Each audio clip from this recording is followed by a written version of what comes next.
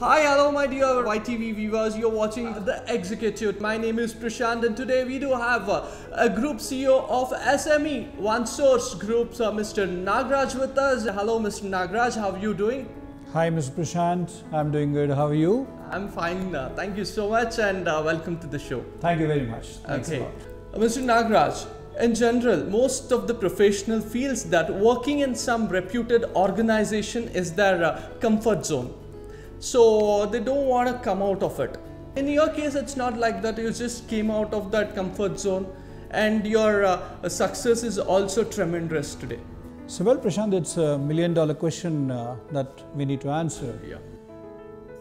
If you look at the pre-independence days and considering the economy of the country, agriculture, the farmers are themselves entrepreneurs. Yes. They have never been in the comfort zones. The comfort was never defined, right? But the change in the generation and the mindset change, people have started looking at self-centric approach, started creating their own comfort zones. Okay, yes. Right? Absolutely, yes. But today the world is changing and across the globe we have the challenges, we have the competition to grow, so nothing wrong in being in comfort zone, all right? But it's all individual's choice to be in comfort zone or to come out of the comfort zone to do something else, yes. All right? But one thing which we have to really understand today, considering India's, the economy and the way we have we have been developing over a period of years since Independence Day, we are a developing economy, and today the situation is completely different, and we are actually be able to compete with the global, the market so very efficiently. So nothing wrong in being in comfort zone, but it is important for us to look at what else can be done, coming out of the comfort zone, which can create balanced, equal growth across the society. That's very, very important. Absolutely, all right. Yes. One need not have to be self-centric today. Even if you come out of the comfort zone and come out of your job and you have something to do out of your core competence, you can still do it. Okay. You can create comfort in that space as well. So how an individual defines comfort zone matters. Okay, you had any predictions when you started up your career as an accountant? It was by default. I'm a commerce graduate and I had to continue my accounting career and there was no other choice those days. And yes, prediction as such, there was nothing. I was an accountant, I moved on to an accounts manager, the finance manager and the general manager of finance. And so the career has grown up in that space. Was it expected? It was the only choice. Okay. It was not even by chance. It was the only choice that I had being a commerce graduate. I had to be in that space. All right. So there was no such prediction. But as a career, you always work, on your academics, and then you choose your career, and then choose the job, and then start pursuing that, and you grow. All right. There's no such prediction as such. That's cool. Yeah. And again, you also excelled yourself in the roles of business consultant too. So what do you want to say about that? Okay, understanding the business, helping others to run the business profitably, efficiently is what is consulting all about. All right. Being a consultant, being a business consultant over a period of time, it is out of the knowledge and experience that I have gained in my first 10 years of my career with various organizations, particularly in the small and medium enterprises. So the knowledge and experience that I have gained made me to disseminate the same thing to other companies, and then I was called as a consultant. Okay. There was nothing so special about me, that I was a business consultant, I was doing so many things. No, it's not like that. But my intention of helping others made me a consultant. Okay, and now you started focusing on MSME as well. So what's your roles and responsibilities there? I have to take you back, to the days where I started my entrepreneurial journey. Okay. All right. And I probably would, request every viewer of this program to catch these points that I'm going to share, in this program. I was very comfortable, as rightly said in the first question, the comfort zone. I was very comfortable in working in an organization. Though you had a great But the experience that I have gained over a period of 10 years, and when I started looking around me, in terms of the companies and the agriculturists and, the small businesses facing so many problems, I said to myself, I have to do something to facilitate the requirements so that they can focus more on their core businesses rather than focusing and diverting on unnecessary aspects of the business. Exactly. So this is what actually made me to think about this, and 1998 I started my entrepreneurial journey. So it's almost 18-19 years of journey for me. Yes. But I started with the same idea of facilitating, supporting small and medium enterprises. Okay. So the journey has started with that seed, that concept. All right. Today, as an organization, when we have grown up in the last 5 years of journey on the grounds, we carry lots of responsibilities in the MSME segment to handhold them, to help them in all their business operations to grow to the next level. Okay. And being a facilitator, we carry equal responsibility like the governments, so that we deliver the best to the industry. Is it a concept somewhat similar to social service? Definitely not, right? Social service is something which we normally depend on somebody to fund it and then go and do some activity, be it in health, be it in education, but tangible results are not seen so majorly when you talk about the social service as such, right? But we call it as a social enterprising. Okay. Social enterprising is a model where an entrepreneur actually connect with the society and deliver the services on a sustainable model. Exactly. This is what is social enterprising. Right? Definitely social services has never been in our model. Right? Hope I answered your question. So social enterprising is very, very important for today's youngsters, entrepreneurs to practice, inculcate in their business. Okay, and they have to connect with the society. Then they can be successful, they can be sustainable, and they address the requirements of the society. Okay, sir. Again, the 5 years from now, what are the changes can the common man or a people can expect who wanted to be as a independent entrepreneur? See, it's 5 years, 5 days, 5 months, 5 weeks, whatever is the period, What actually a common man looks at is somebody who can address their requirements and handhold them in a very ethical manner. All right, where a social entrepreneur can actually deliver it. Whether it is duration is, has no relevance here. But how the country would look at in the next 5 years, how the rural India would look at in the next 5 years, how the unemployed youth of today can see a livelihood in the next 5 years could be relevance for the social enterprises. That is something which you need to deliver. No, what was my question is what the common man can expect from MSME? Probably nobody would have thought about this as a common man. What should I expect from MSME? Yes. It's always the other way around. What MSME would look at. You started focusing on it, and you might have certain ideas and suggestions as well. Absolutely. As a social entrepreneur, I have always looked at MSME as a manufacturing, agro-based industry, agriculture being the core economy of the country, and the rural industries.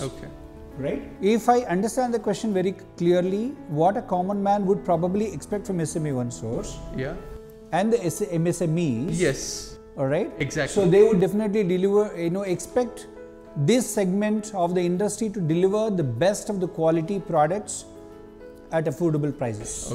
And hygiene. Healthy, products. And also protect their interests. Which can actually help them sustain their livelihood. Today, we have a lot of imports that are coming into the country, and a lot of malnutrition is being, happening all across. Adulteration has always been an issue.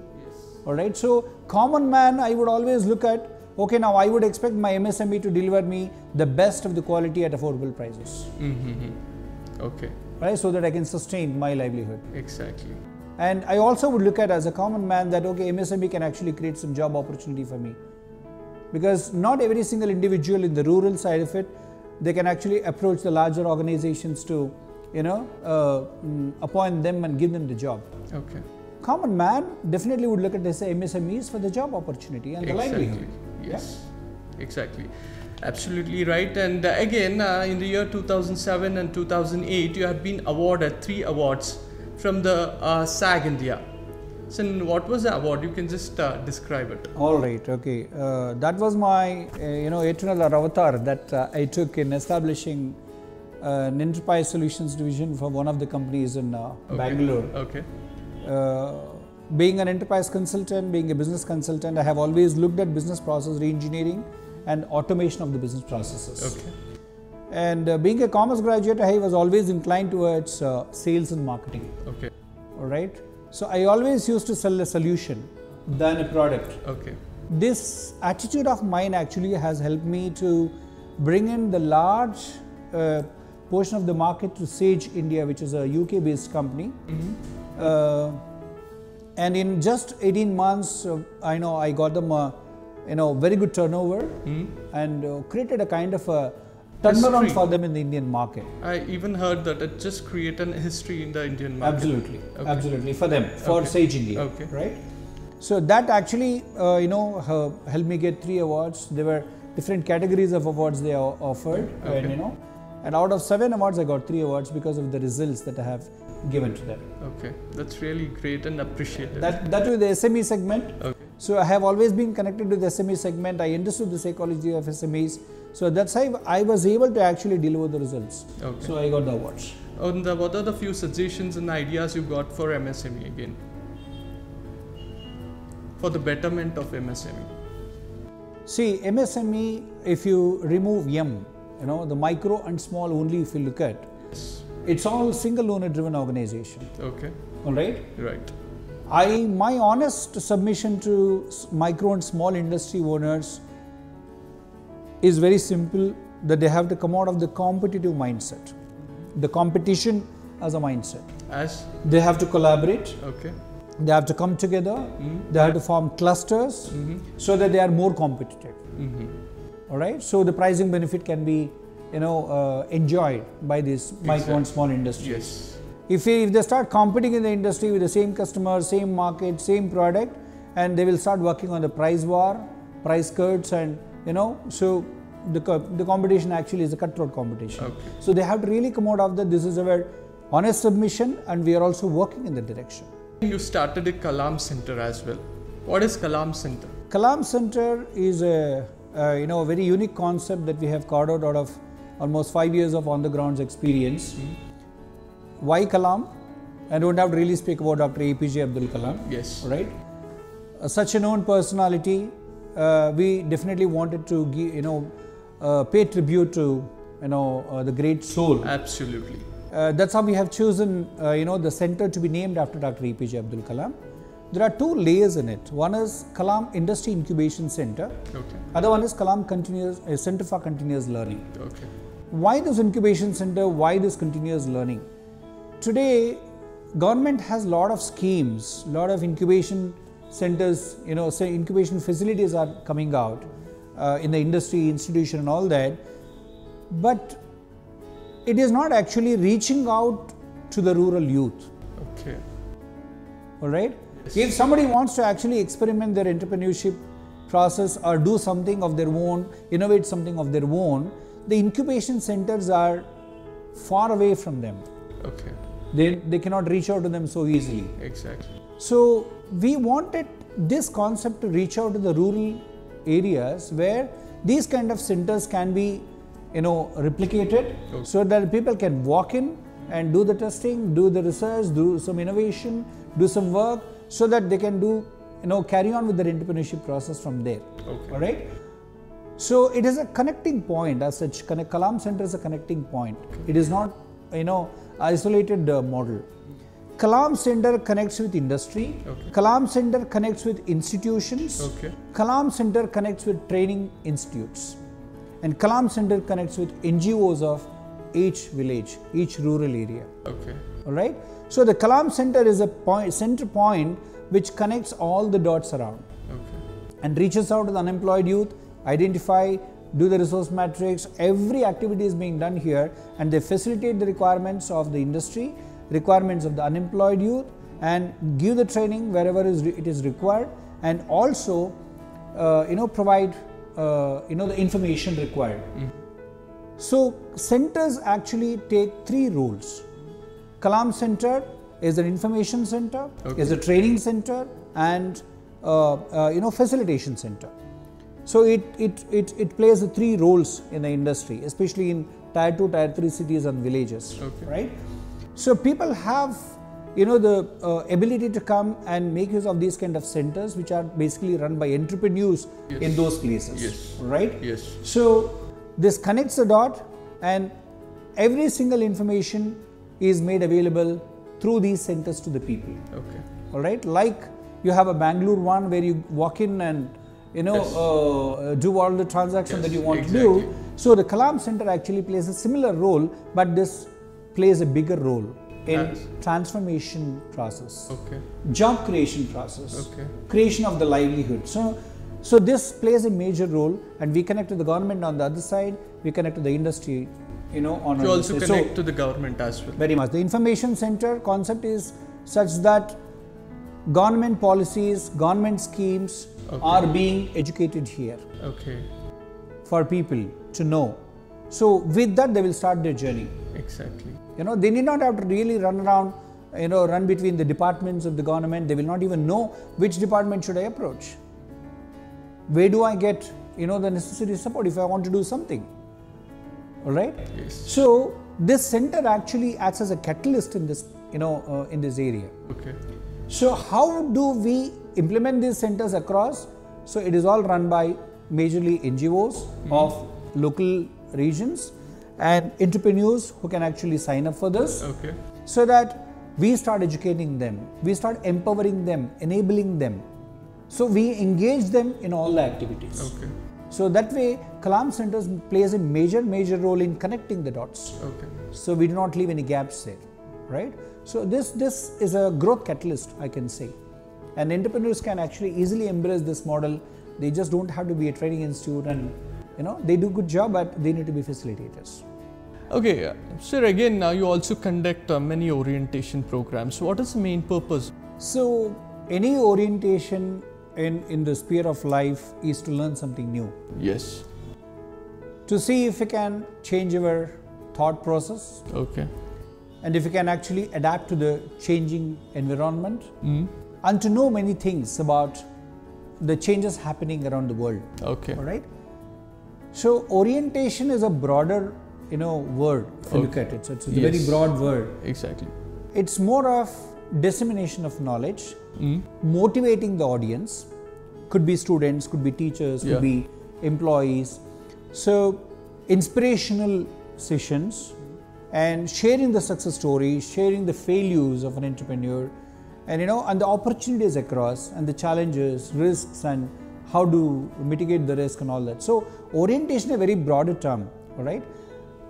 Main purpose is to disseminate knowledge. Okay. And motivate them to look beyond what they are doing. Okay. And look at the world with an open mind, open ears, right? So that they can embrace the new things that are coming up. Okay. And set their career path, set their business path, so on and so forth. So orientation is a continuous process, it's not one time. So we conduct orientation programs with various trainers, stakeholders, in the industry to the respective segments. Could be institution, could be students, could be teachers, could be industries. So it's a continuous exercise for us. That's what Kalam Center does, basically. Okay. Even one person walks into the center, he'll get oriented. Oh, that's great. Right? That's the major activity that we do here. Yeah. Okay, and again, you're the founder of the SME. So how does it works? Everybody asks this question to me that you are the owner of the company. So I'm a founder of this organization. Yes. We have built an ecosystem. It is a consortium. Okay. All right. So nothing is owned by me. That's how I have developed this organization. Okay. All right. So it's beyond Nagaraj. Okay. All right. Okay. So the entire structure of the organization is such that anybody can actually walk in and take this organization to the next level. So being a founder, I feel very happy that this ecosystem can actually create more and more entrepreneurs. Okay. So that's what we are seeing Absolutely. in our journey. And being a founder, I feel very happy that youngsters are coming and joining hands with us in doing various activities. Right. Otherwise, being a founder, you can have you have many founders in the world who have built large organizations, corporations. But only happiness that gives me is that I have built an organization which is beyond Nagaraj. Okay, that's good. Yeah. That's good. And you also believe in Make in India concept too? What do you want to say about that? Okay, Make in India is many people claim that Make in India is not a new thing, it's all old thing and all that. Yeah. Made in India was the Old existing concept. Yes. That means whatever you make in India, you tell that it is made in India, right? But the Make in India is a global campaign. Mm-hmm. It has a vast strategic approach. Mm-hmm. So the Make in India should not be looked at as somebody will come and make in India. No, it's not that. It's an invitation to the global players in one place, where we are inviting the foreign companies to come and establish their units here, their plants here, their facilities here, so that more and more jobs are created, more and more auxiliary units are created, so that the imports are curbed, so that the forex is maintained properly, and more jobs are created, livelihood is created, so on and so forth. So Make in India has a very vast strategic meaning. Mm-hmm. Okay, so we are actually contributing towards that campaign in many ways, by collaborating with many stakeholders and domain experts and industry, trade bodies and associations, to make that campaign success in India. So how do you measure the success under Make in India? Only when you see industries are developed, micro, small and rural industries are developed, all consumer products are being manufactured here. Alright, so we stop importing the goods and jobs are created, livelihood is created. Then Make in India is successful. That's how we should look at it. Okay, that's really cool. And again, what's your future plans and projects? Okay, we walk along with the government schemes and policies and all that. So whatever is government socio-economic development initiatives, we go along with that. As an organization, we just want to spread across the country, which is gradually happening now. And we want to create more and more entrepreneurs, and we want to create jobs. We have some targets, internal targets that we need to achieve. But we walk along with the governments, both state and central governments, and we want this model to be rolled out across the country. Probably in the next 5 to 6 years, we want to cover at least 10 states in the country. That's our objective. Right? So that it exponentially it creates a lot of opportunity in the rural India. Finally, what do you want to say to our YTV viewers? Definitely YTV, as it is called as a youth, the TV. Definitely youth from different spectrum, different spheres, different stream, they should be watching this program.